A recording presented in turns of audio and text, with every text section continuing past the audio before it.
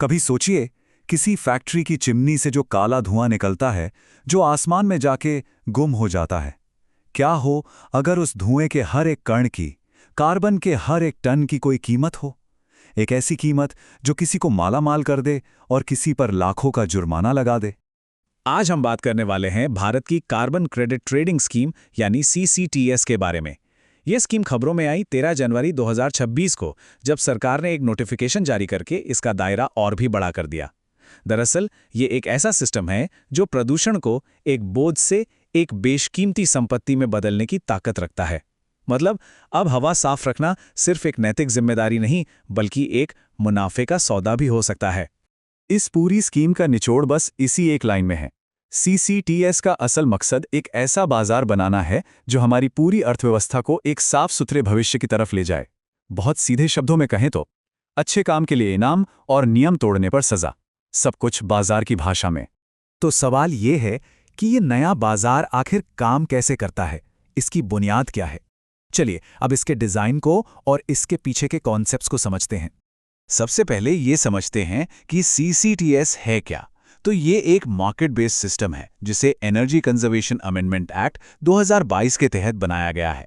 इसका मतलब ये है कि सरकार ने एक ऑफिशियल मार्केट बनाया है जहां कार्बन क्रेडिट्स खरीदे और बेचे जा सकते हैं।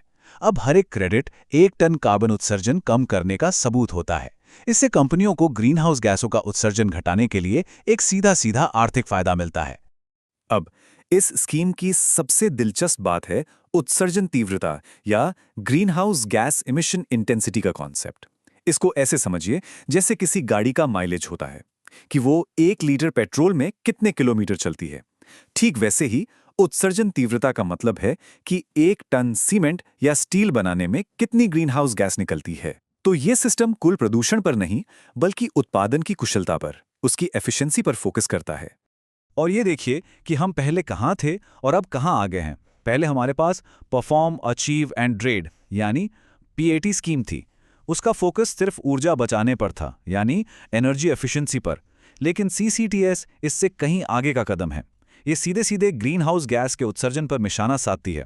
ये एक बहुत बड़ा बदलाव है, क्योंकि अब पहली बार सीधे तौर पर कार्बन की एक कीमत तय की जा रही है। बात अब सिर्फ बिजली बचाने की नहीं है, बात उस प्रदूषण को कंट्रोल करने की है जो क्लाइमेट चेंज की जड़ है। तो इस नए खेल में कौन कौन से खिलाड़ी शामिल हैं?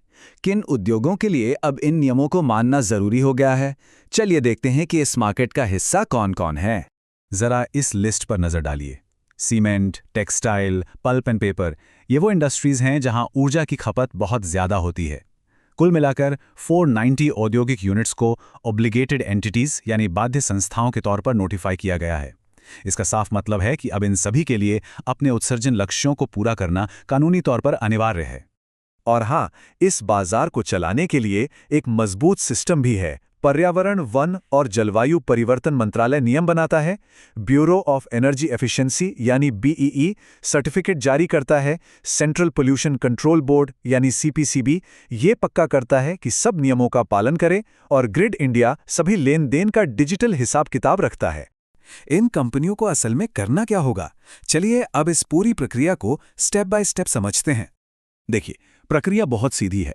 हर कंपनी को अपने उत्सर्जन पर नजर रखनी होती है। अगर वो सरकार के दिए टारगेट से कम प्रदूषण करते हैं तो उन्हें इनाम में मिलते हैं कार्बन क्रेडिट सर्टिफिकेट्स।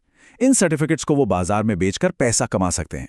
लेकिन अगर वो टारगेट से ज्यादा प्रदूषण करते हैं तो उन्हें बाजार से ये सर्टिफिकेट्स खरीदकर अपनी कमी पूरी करनी पड़ती है।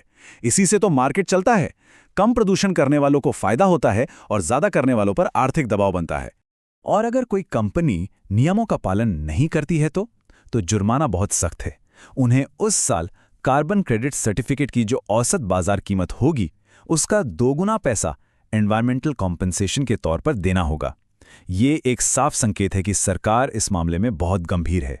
अब ये स्कीम सिर्फ कुछ फैक्ट्रियों या उद्योगों तक सीमित नहीं है। ये भारत के बड़े राष्ट्रीय और अंतर्राष्ट्रीय जलवायु लक्ष्यों का एक बहुत अहम हिस्सा है। चलिए अब जरा बड़ी तस्वीर को देखते हैं। ये सब कुछ रातों रात नहीं हुआ है। इसकी नींव 2015 के पेरिस समझौते में ही रख दी गई थी।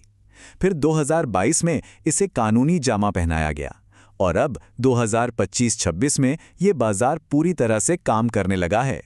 ये पूरा सफर दिखाता है कि CCTS भारत के 2030 तक उत्सर्जन तीव्रता को 45% घटाने और 2070 तक नेट जीरो यानी कार्बन न्यूट्रल बनने के बड़े लक्ष्यों को हासिल करने का एक बहुत जरूरी जरिया है। तो कुल मिलाकर ये सब इतना जरूरी क्यों है? क्योंकि ये भारत का अपना कार्बन मार्केट तैयार कर रहा है, ग्रीन टेक्नोलॉजी में निवेश को बढ़ावा दे रहा है और सबसे जरूरी ये भारतीय एक्सपोर्टर्स को यूरोपियन यूनियन के CBM जैसे ग्लोबल कार्बन टैक्स के लिए तैयार कर रहा है। मतलब जब हमारी कंपनियां अपना सामान विदेश भेजेंगी तो वो ये दिखा पाएंगी कि उन्होंने अपने कार्बन की कीमत चुकाई है, जिससे उन पर कोई एक्स्ट्रा टैक्स नहीं लगेगा। और ये हमें इस विश्लेषण के आखिर में एक बहुत बड़े सवाल पर लाकर छोड़ देता है। ये एक बहुत महत्वाकांक्षी कोशिश है, एक बड़ा दांव। तो क्या प्रदूषण के लिए बनाया गया एक बाजार हमारी आर्थिक तरक्की की रफ्तार को बनाए रखते हुए सच में एक साफ सुथरे ग्रह की ओर ले जा सकता है? इसका जवाब तो खैर आने वाला वक्त ही देगा।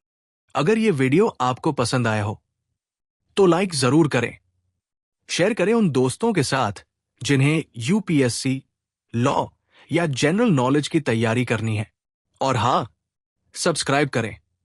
आप अपने सुझाव या सवाल नीचे कमेंट में लिख सकते हैं। UPSC एंड कॉम्पिटिटिव एग्जाम की गाइडेंस या मेंटरशिप के लिए संपर्क करें। Our contact information is given in description. धन्यवाद। मैं हूं कृणाल ठाकुर। मिलते हैं अगले भाग में। जय हिंद।